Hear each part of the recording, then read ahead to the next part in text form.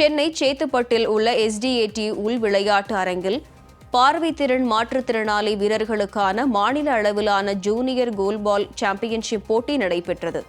தமிழ்நாடு கோல்பால் சங்கம் மற்றும் லிட்டி லைட் அறக்கட்டளை இணைந்து நடத்திய இத்தொடரில் பல்வேறு மாவட்டங்களைச் சேர்ந்த 80க்கும் மேற்பட்ட வீரர்கள் பங்கேற்றனர்.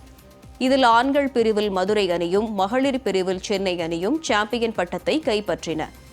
வெற்றி பெற்ற வீரர்கள் குஜராத்தில் நடைபெறவுள்ள தேசிய அளவிலான போட்டிக்கு தேர்வு செய்யப்பட்டுள்ளனர். பாராலிம்பிக்ஸ் அஃபிலியேட்டட் ஆன ஒரு கேம். ஸோ இதில் விஷுவலி சேலஞ்சுக்காக மட்டுமே இதை இந்த கோல் பால் உருவாக்கியிருக்காங்க. இதுக்கான அவேர்னஸ் இப்போ தான் ஸ்டார்ட் பண்ணியிருக்கோம். First state level tournament. இதில் பார்த்தீங்கன்னா இது எதற்காக பண்ணோம்னா, அடுத்த மாதம் நேஷனலில் நடக்கக்கூடிய கோல் பால் சாம்பியன் குஜராத்தில் நடக்குது.